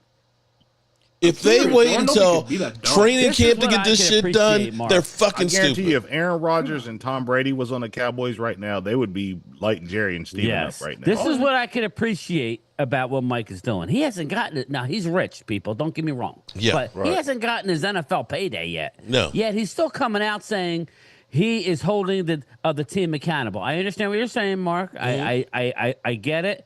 But there are at least it makes us feel better, and they are already uneasy. You could tell by the words of Stephen Jones, a.k.a. Cat Boy. He came out and said, we need to change our ways, only to have old man Jerry Jones on the red carpet of NFL honors say, well, he had a little bit of... he was loose lips, so it's pretty much going to be business as usual. Jerry told you that. Now, I don't know what to believe, but he said, remember, last year he said all in, and we did nothing. So now he's saying business as usual. Maybe it'll end up being that we'll actually do something. I know what you're saying, but I like the fact that Micah, who hasn't gotten a big payday, is saying, I want to win. Go get Miles. Whereas it looks like Dak is not saying anything. And that's the only thing I think we got to be honest. Dak has his guaranteed, all but $9 million of that deal is guaranteed. He's got a no trade clause. He holds the bully pulpit. He could come out and say, you know what? The truth be told, we need to do something or we're not going to compete. And I look at the fans and I apologize. That, I'm sorry, but that's what needs to be done. Remember, he was caught on camera saying we fucking suck. We suck. And it's like, and then to the Duke brothers. And but then turn around and then turn around and say, but we're close. And it's I only say that because Jerry Jones is lost. They are lost. They were shocked, Mark, that the public had access to overthecap.com or all these or stat, all these sites where we know what the money is. Okay. Well, now, Brian. Now, game time, Brian. Here, slow your roll. Game time. You don't understand how difficult it is to sign these players. If you had some time, we could sit down and we could talk about these things. But it's not real easy to get these things done. I look at what the Eagles do, and I'm going to tell you, it's not the way that we believe that you build a team. At some point, they might win 3 or 4 Super Bowls. They might win 3 or 4 Super Bowls. But one of these days, it's going to blow up in their face, and they're going to have to start all over. Even though I won 2 Super Bowls in 8 years, it will blow up in their face eventually. They'll eventually have to pay in 2020. Right, Super Bowl in 6 years, they're going to really be hurting. Yeah. Idiots. Super Bowl in 30 years on the quote-unquote drought. They say we're in. You got to do the air quotes now. Okay. Ridiculous, man. Absolutely ridiculous. Here's the thing that doesn't make any sense to me is they're penny wise and pound foolish. It would seem like if you paid a guy, let's say $1 million a year, that his whole thing is just figuring out the salary cap and just going over the contracts, how much money they would save. Instead, you got Stephen Jones and dude from Marketplace Grill, the trainer. That shit. Okay, the trainer who's brought up under Stephen Jones, and these two jackasses are the ones that are our capologists. You're a chemical engineer, and you probably end up getting that degree because your dad bought a building. Okay? Your dad probably bought a building and named it after Jerry Jones, and here's your honorary degree.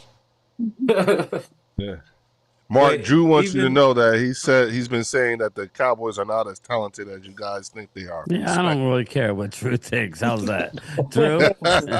What you think in one hand and a pile of crap in the other, it doesn't matter. Enjoy your championship, Drew. And stop shitting on us. No, I don't care. He can say whatever he wants. They've earned the right to shit on us. Speaking of, Washington, the Washington team is in their drought. We haven't won a Super Bowl.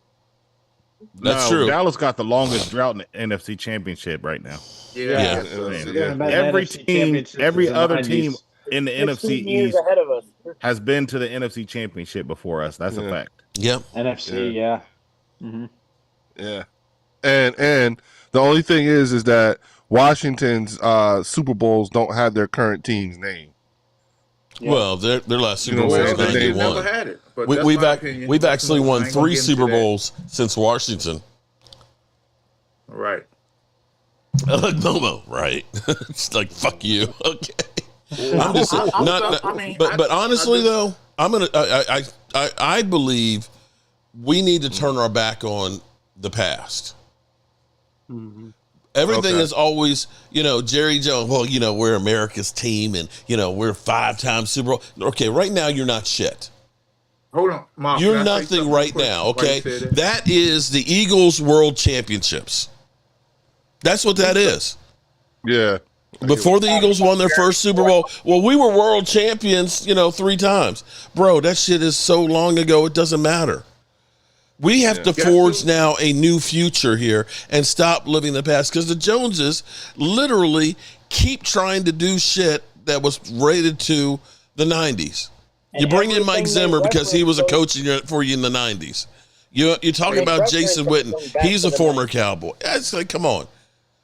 Mark, well, see, Dallas and New York, Dallas and Washington have a very large contingency of fans who have never seen his team win a Super Bowl. Oh, Lord. And thank you, Captain Obvious. No, I'm not. I'm not trolling. And up to what, 4 years or 7 years ago, you were the same way. Same thing. Yeah, that's what I'm saying. Same thing. Right. Yeah. Anybody under the age of 45 has, and I said this morning, any Cowboy fan under the age of 45, I give Wade a lot of credit. He remembers. He's very knowledgeable for a 34-year-old Cowboy fan. Knows more than I do as far as some of the history. But I understand where he's coming from. Anybody over the age of 45 that's a Cowboy fan and you're bitching and moaning, you are one greedy. Because we've seen a lot of people. I mean, we've seen a lot of winning in my lifetime. I could die tomorrow and I remember every Super Bowl. Yeah, almost. But I've seen a lot of winning. So we were the Patriots of the 90s. Again, I understand, but we got to keep it in context, people. There's generations of kids who don't know winning. Right. Let's, hey, game time. Walker Wade just said, "Fuck you, man. I want to win a Super Bowl every year." Okay. A lot of young Cowboys fans here in Dallas, they're fans of multiple teams like the Chiefs and shit. I'm sorry. You can't do that. I can't be a two-team. Let me just say this, guys. Let me just say this. You'll never see supporting another team. Okay. I'll go back in history. I'm a history guy when it comes to football. Okay.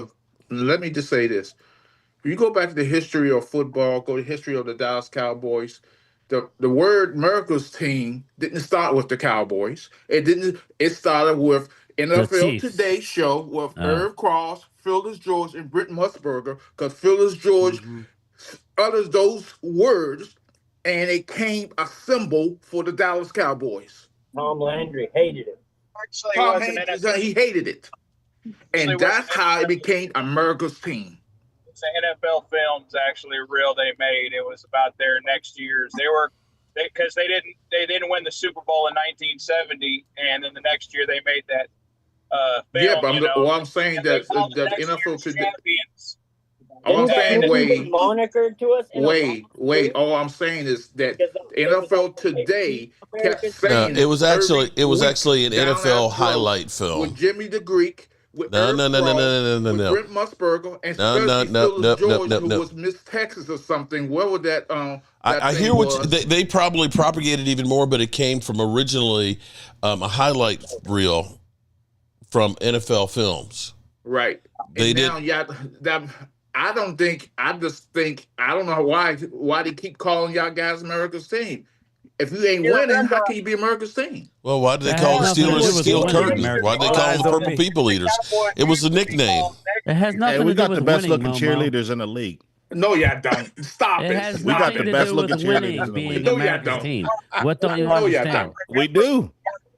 They have boot camps. No, they have to go through boot camps. They have TV shows. Has nothing to do with Derek's right. They have their own TV show. Derek, cheerleader squad have a TV show. Half those cheerleaders got STDs. Stop it. Momo. Get labeled. Damn. Like you'd be all over that shit, Momo. Don't even talking about somebody's wife. Do you remember, Mark, the Cowboys were always getting to the championship game and losing. They were calling them next year's champions. They were way before America's team.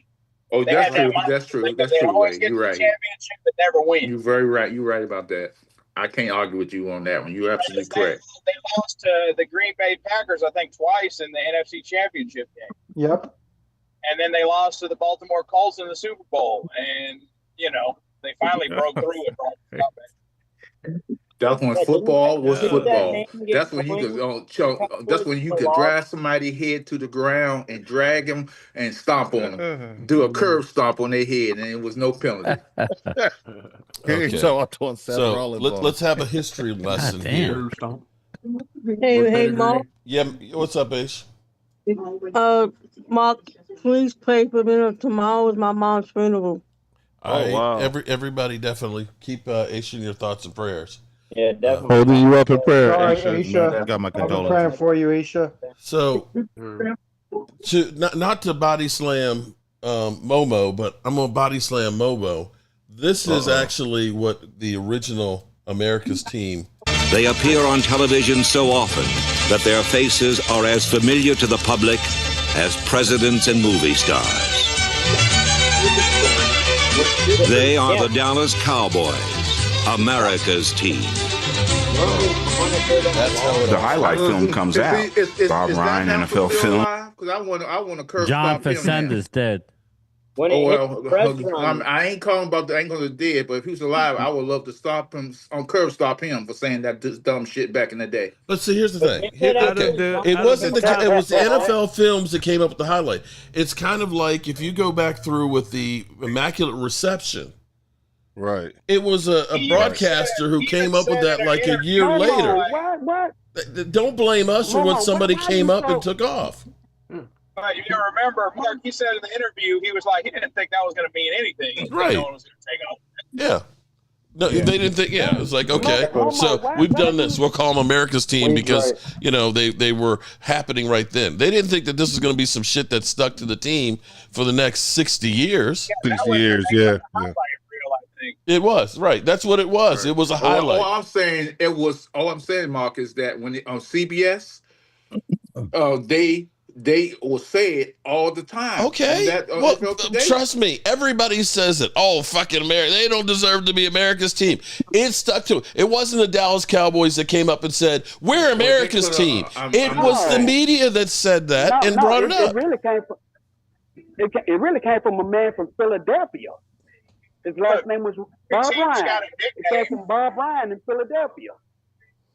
Every team's got a nickname. Bob Ryan. What does it matter? Again, why? It doesn't matter at this point. It doesn't matter. I'm just making reference. Mark can tell you why that he follows, and again, they were the first ones who said, you know what, fine. Everybody was saying they don't want to play on Thanksgiving. We'll play on Thanksgiving under one condition, that we're going to remain on Thanksgiving. Yeah. I mean, this is when nobody wanted to play on holidays. Right. It was Dallas stepped up. Now people go, oh, you got to get them off of Thanksgiving. They ain't going nowhere. No. They made a deal a long time ago when everybody else was bitching out, didn't want to go. Especially with how they're watched. So was that the same deal with Detroit too? I don't know, Mark. Yeah, it was with the Detroit Lions. Yeah, same thing with both of them.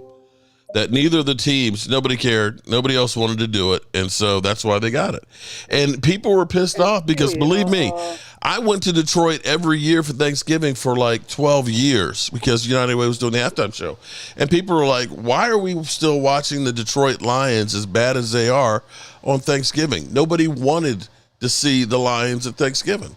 But it stuck. They still have it. Yeah, but see, and then traditionally Thanksgiving isn't Thanksgiving without the Cowboys and the Lions. Right. It is what it that's is. part of your part of your Thanksgiving tradition and memories. They're in the background playing. Everybody here, everybody in the chat. What y'all feel about the so-called pay-per-view? Basically, that's what it is when you get Amazon, because they're going to have regular season. And Netflix is trying to get Sunday ticket, basically either Fox's or CBS's games. Yeah. So, it is pay-per-view. They are getting it. Mark, they are going to get it. Yeah. PBS mostly. Yeah. Well, see, that's where at some point, that's when the fan base is, that's when the people are going to have to turn off the TV or not even watch a game. Well, there is ways around it, but ratings is what it is. It's going to be about the ratings, and who's to say Netflix don't care about the ratings? Well, no, what they care. But here's the thing. What I'm saying is when the question is asked, what do we do? That's what I'm saying. It's going to be about affecting the pocketbook. That's all. Yeah. And that's going to be difficult to do to get people galvanized enough to want to not watch TV. It's sort of kind of like the situation with now the technology. kneeling. Well, you're also an alien. Oculus and stuff. They have you right in the middle of it now. Yeah. But now what you're doing because exactly. I look at like my dad, who is 85 years old. And when you start talking about, Netflix, Paramount, Amazon, YouTube TV, people can't afford it. And especially right now with the economy, it looks like it's kind of going belly up right now. Things are going to get a little bit harder and tighter for a lot of people. And the price keeps going up. And when I just saw Netflix, not that we don't already have Netflix to begin with, but Netflix has been just adding price after price after price. And you watch what happens with YouTube TV and the Sunday Ticket, because they put it on Apple TV, and Apple TV, I believe it was $500 some odd. I think they did that to test it to see how much can we push it. So don't expect it to be $3.99. You watch. I bet you it's $4.99. Now, and if you sign up early, you'll get a discount for $3.99. Okay, here's a caveat, Mark. I would say, I do know this. I'm a gamer, and I'm a sponsor for gamers, me and my close friends. So Apple TV Plus does baseball games, and they do basketball games. Okay, right.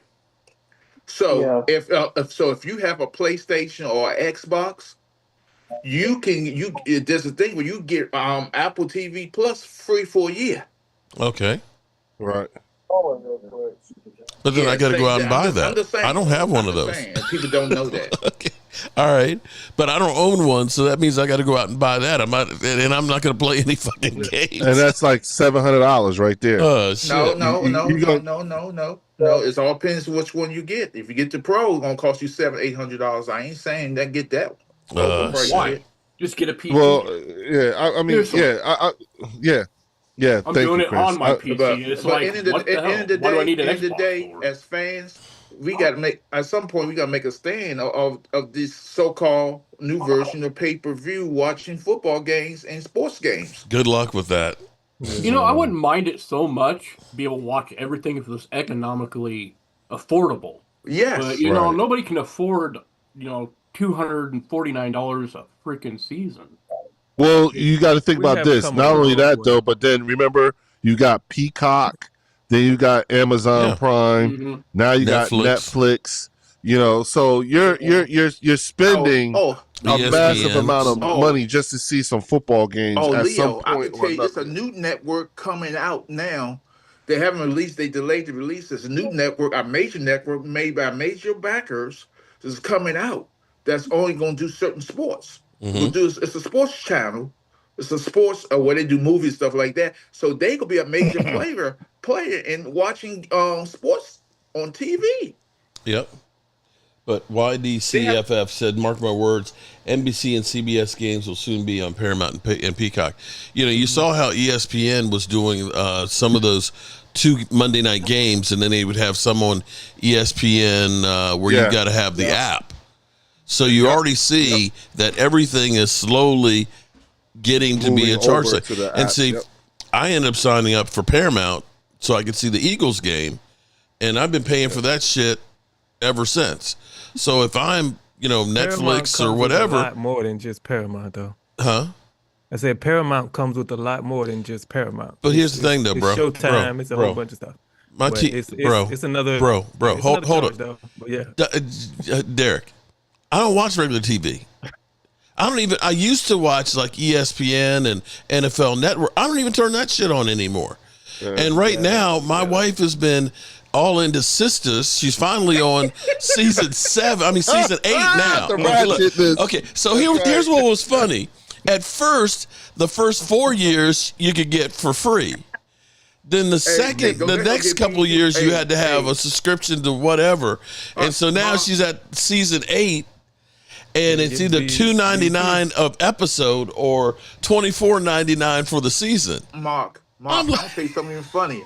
BET got BET Plus. Right. They have a TV show up there called Bruh. all black guys saying this is sister. It's the same show called Bruh. Called man. Bruh. Facts, Philadelphia. That shit is so. So they got the same. It's basically the same characters on Sisters, but it's a man. Well, I know they're coming up with like shit. The big booty Tyler girl. Perry. Tyler Perry got a series. Oh my god! Netflix. But they got another show where they're tying it in with New Orleans and the gangsters and all that shit. But this shit, okay, this has literally gotten to be like 24. 24 the first couple of years was great, but they had to keep trying to take it up a notch to keep your attention. This shit on that show is just like crazy. Because my wife, if she's sitting down, it's on. She has marathoned the whole show over the last couple of weeks. I go to bed and it's on. And it's like literally 1 o'clock in the morning. I'm like, let me turn it off. She's like, I'm still watching that. Okay. So wait, let me ask you something. Will this come down to if you're in market? You know what I'm saying? Like I think it'll still be in market if you have like regular TV that it'll be on. But if you're not in regular market or don't have an antenna, you gotta pay for a cable provider. And so when everybody said, you know, hey, cut the cable, you're gonna save a whole bunch of money. You ain't saving any money. That worked. Everything is going a different app. So, you know, my wife is going, and I can't even figure out how to get on half of the apps. Well, where I live at, and Game Time's here too, it was Comcast. And is it still Comcast or is it now Verizon? Xfinity. It's called Xfinity. Yeah, it's owned by Comcast. Yeah, that's what I've got. Xfinity. Yeah. But I just have we have Cox. The Wi-Fi for it. Oh, yeah. We have Cox. That's crazy. Just cut that out like that. Cox cable. I don't pay for any of the network. I would Derek, I remember when I had my internet. What up, Jeff Lee? It was the Roadrunner internet. They had the little bird on Roadrunner. I was like, get something fast. Get something fast. That shit was slow as hell. Later, Jeff. I mean, with all these streaming services, it's the good and the bad. Because back in the day, you had whatever came on your TV in your local area, and that's it. And now you have the capabilities of getting all the games if you want. So it's you do, but it's gonna cost you. I mean, I'm paying for it. I know that. All right, so let me ask you, going back to football, and being realistic, and again, not trolling or anything like that. But what do you guys see happening in the next couple of years? I know you guys don't think next year is your year. So how long do you anticipate this rebuild to yield results, or the kind of results that you guys want to see? Like, give me a realistic view. I think depending on the players we get, this year could only give us hope for following years. I don't think it's going to be a year where we make anything big, but I think we start getting things together. Now, granted, who we pick and who we bring in from free agency is going to make a big difference on if we have a good season or not, or if we're going to even build anything good. Otherwise, it's just like last year. With just new coaching. But if we do go out and do something, that I think that we could be a decent competitive team. Maybe not make the playoffs or just miss them, and then next year that gives us hope for the following year. Right. So is it safe to say that the Cowboy fan base is just looking for the kind of improvement that you could take into the following year, not this year coming up, but the next year? Yeah, we're looking. Is that what you're saying? Okay. We're looking for change going into the future. Starting now. I'm actually signing people. No, I'm looking to get in it right now. You have a 4-year window with Dak. You need to go all in, and you need to try to win it. There you go. And we'll be better. Listen, I'm not trying to wait 2-3 years from now. I'm trying to get in the playoffs and win this next year. Right. Well, and we should be. Really? We should be. We'll be better just if we can stay healthy. Let's be real here. Just being healthy will be a better team. You got 4 years left with Dak. You need to be balls to the wall these next 4 years. Right.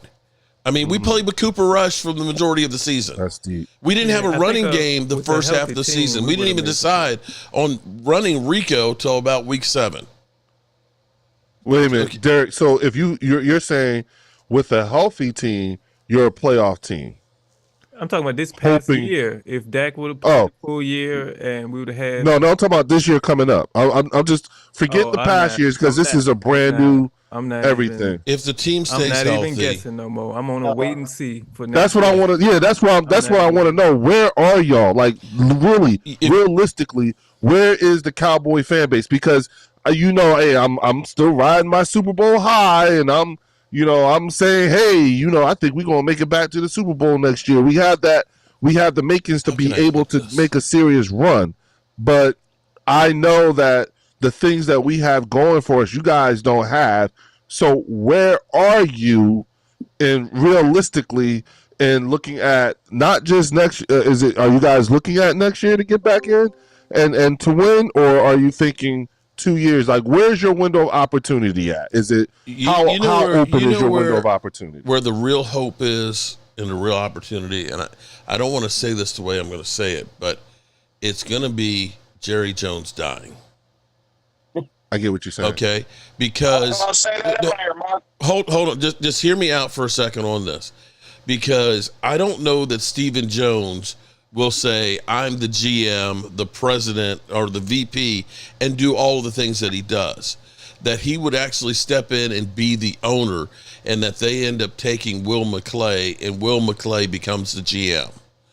Because it still, in my mind, doesn't make sense that Will McClay is staying here with the Cowboys.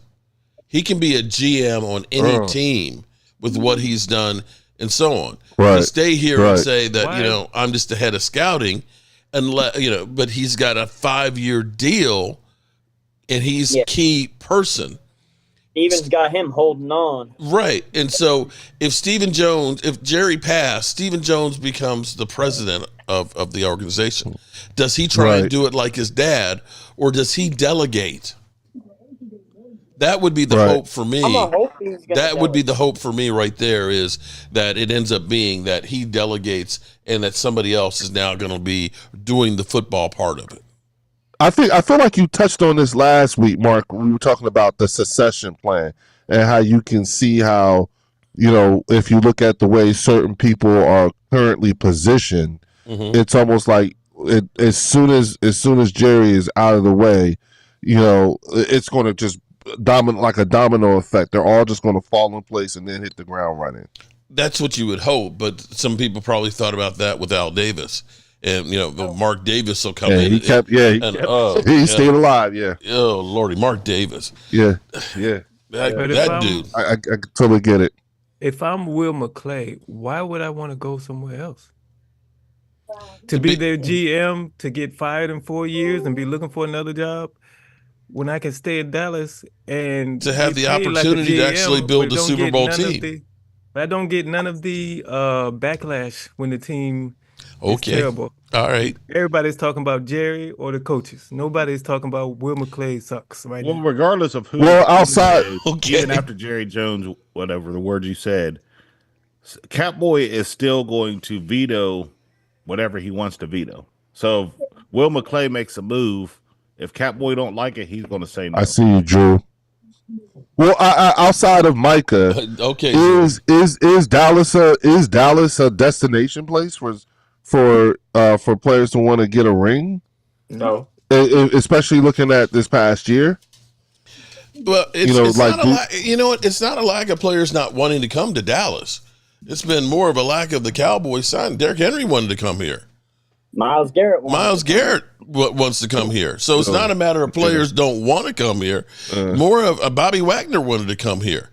Yeah, we just don't sign. Narrative that the players don't want to come here is just laughable. Again, I get it. Everybody wants the postseason success for years and years and years. Certain teams never had any postseason success. Now you having success, and you're cutting off every franchise. They can't do this, they can't do that. You forget that Dallas is a 3-time 12-win season. Right. That's in everybody's eyes. Well, that was just a couple of years ago. Yeah. Okay, so it's not like, again, I don't really care what other people think. You'll see. It is what it is. We'll be honest and let you know. You're not going to hear me saying something. Now, what happened this year? I challenge any team to come through what we come through. Oh shit! And think they're gonna win. Yeah. It's so again, this is a year where you just have to chalk it up, and you can say what you want. Now, it does coincide with a lot of free agent moves, but we have a lot of draft picks. Let's let it play out before we start. But again, I welcome the haters and I welcome people writing shit off, because that's when you get your ass in trouble, when you start to disrespect and not respect what the NFL is, and that's not for long. Now, I know we said this many a times, but since then, you guys, have signed CD, you got Dak under contract now. How much money y'all got? Like for this year and next year. Well, at the moment we got two. Okay, here's the thing that's interesting is typically at this time of the year, we're like 25, 30 million over. And we have to restructure people just to get that, or cut people just to get to zero. At the moment, yeah, but y'all are 3 under. No. We're actually 2.5 over, but there's 18 million rolling over that's going to roll back over. So right there, we're a little over 20 to start before we have the additional money. Yeah, I did a video on it just yesterday. Again, all we had to do was re-sign Micah. Okay? In which case, you'll save about 12. Yeah, there's at least his switches in Dak and CD's contract that will automatically trigger in the middle of March. That'll save that right there, just without doing anything, will bring you up and over 60 million under the cap. Easily. So then again, that's not counting re-signing guys. Once you re-sign guys, you save big time money. That first year. So then that's not even counting releasing guys. Yeah, if you end up doing like Terrence Steele, you save over $14 million. Over again, I easily got us to $92 million with 5 moves. So we'll have as much as they want to have. That's all. What about and then with what's his name retiring? Tyler Smith retiring. Does that say Zach Martin? Zach Martin? No. What they're going to do is label him dead money. June 1, and it'll be a little bit over. It'll be a very small cap hit this year, and it'll be stretched out, the remaining money. It won't. And it's his guaranteed money that goes on on the debt. That's like your signing bonus. It's basically like $13 million. I mean, how many more years he had on this contract? You're going to save $13 million. It's actually a voidable year. He doesn't have any money left on his contract. What they did was they guaranteed but it's the guaranteed money that it's on the salary cap. So, right. So it's on the salary cap now, but it'll go on to dead money. So it'll move off of there come June 1st. But it'll go on next year's dead money, but you'll save this year. I was counting that too. So. Right. I think Brian and Mark should go to Green Bay. There we go. I'm just saying. We want you there. Okay. I know. And again, I'm not a last minute guy, especially with my job. So we need to figure this out then. If this is what's going to happen. All right. Well, we guys gonna need a big. We're going to need a big broadcast budget. What you need, Mark? Oh shit. Momo's putting in. Okay. Oh shit. Okay, yeah, you got it like that. Momo, okay, Daddy, more bucks. Like okay, I see, I hear you. We can get the RV there and put the blue tour, the blue smoke it up tour. RV, what? That's about $400 a day to rent an RV. I don't know what. Yeah, about like that. But yeah, the smoke it up tour. Okay. Leo got to put something in here. He said he was. The one thing I don't do is spend other people's money. You know what I'm saying? I don't like when other people try to spend my money. So speak for yourself, brother, man. Speak for yourself. I'm just saying what you said earlier. He said, no, you added a whole lot of hot sauce to that. I mean, I think about it. Number. But I tell you one thing, Game Time. Yes, there probably won't be a lot of YouTubers that would go to that. So, and probably won't see as many people. You're the reason why I said I wasn't going. Yeah, we're not going. I was looking at that hotel. I was like days in. It was like freaking days. So I just cut it out of my mind. I'm like, all right, we're not going. That's fine.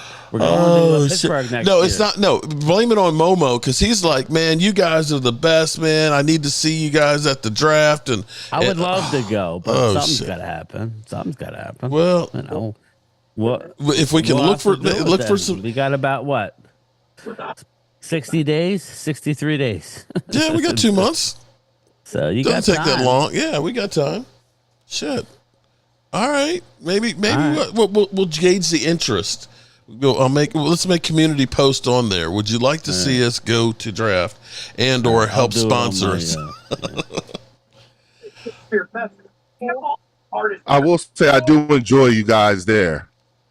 So that I do agree with Momo. I'll just have to make sure I bring a nice heavy jacket.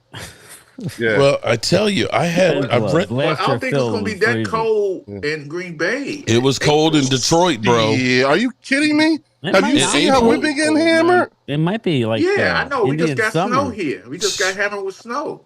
And so we froze our ass off in Detroit, man. If this is what we're getting here on the East Coast, then Wisconsin is getting twice as much as what we're getting. You know what, Mark? I don't know that Green Bay is going to be colder than Detroit. No, I don't think it is. Because Detroit's on the water there. Green Bay is too, bro. The lake is right there too. I was gonna say so is Green Bay. Yeah. All right, I don't know. I'm just trying to come up with an excuse. Green Bay weather average late April. I hear you. Game time. I'm just making shit up to make it. The average temperature in Green Bay in April for a typical day ranges 50 degrees. Oh, that's warm. You're wearing a t-shirt now. Look at you. You can handle this that. year has not been I'm inside the house, bro. This year has not been typical weather-wise. Mark, you better not listen to Game Time. You fuck around how you believe it. You really could do it. You're good. You're good. And just to get a laugh. You know the way might be to do that though. Okay, now check this out.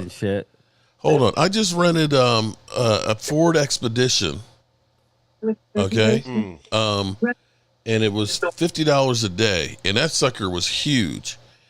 Drive that to Green Bay and actually rent an RV there or wherever Ron Oliver is, but actually rent an RV up that area. So that way we're not driving away. Say what?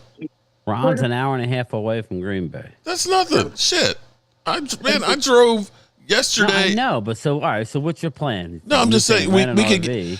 I'm not crazy about flying with planes dropping all over the place. Yeah, no, I ain't gonna lie, me neither these days. Yeah, but we could drive an SUV up to Green Bay. I mean, up to Ron Oliver's, rent an RV somewhere up there, park it in his place, and just drive to the draft those 2 days. But I really like here. This is water. Actually, not bad. I mean, we drove to Kansas City. In Green Bay, it's 54 degrees. What, today? Not bad. It's 54 degrees. The lows is 34 degrees.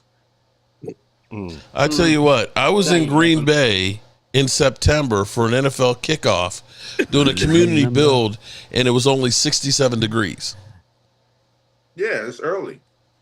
67 in September. You know what it is around here at DC? It's September early. 80. Yeah. 70s. Yeah. Exactly. Yeah. So it was 20 degrees cooler. Yeah. I'm in North Carolina. We got a lot of snow and cold. It's gonna be another cold night here. It doesn't get cold like this. We already had 2 or 3 snowstorms here. We don't get this kind of weather. This is an anomaly, and it just don't happen. As well. Really scary. So usually. The Midwest hasn't been as cold this year as it's normally been. It's been cold as a mother humper up here. Yes, because my heating bill has been through the roof here at the River House. We've had days where the high temperature was like 18, which is not typical for almost a week. It was like under 20, and that never. Usually we'll get a day or two, and then it's warm again. Not this year. Yeah, there have been multiple crazy accidents because in the South, people can't drive in the snow. And you know what? They can't drive when the sun is out, let alone when it's snowing. Yeah. All right. So let's get it's man, we've been on here 2 hours again. Man, time flies when I get talking with you guys. Let me say I appreciate Momo and Leo not pounding, because see, usually you kind of skull F us, Leo, and you didn't quite do that this week. I appreciate that. No, I didn't think it was. I didn't think it was necessary. That's too You know, my presence alone is disturbing to the spirit of the Ron Cowboys lives in a nation. condo. Right We now. can't Super park Bowl no RV there. Oh, okay. All right, kill that one then. That doesn't work. Hey, Mark. Yes, ma'am. Man, I'm getting emotional right now. All right, hold on, girl. Hold on. Remember what I told you, Aisha? Stay functional. Mm-hmm. You know, being emotional and everything like that just means you're human. But you got to stay functional. There you go. Mm-hmm. We're praying for you, girl. A long time. All righty, my steak is down there cold. All right, man. I'm out. And game time, we'll talk and see. So he lives in a condo. Ask him if there's any. What are the KOA close to him? Hey, Brian. Or I tell you what, Ron. Actually, I downloaded the thing. I just don't know how to scan it to send it back to you. But I'll email you and find out what area you are. Yeah, I'll be on tomorrow. All right, good people. I might be on late tonight. I don't know yet. Okay. Well, next week is big because that's the combine. That's when everybody is there together. And that would be a great time to get Micah Parsons signed. Get it out of the way.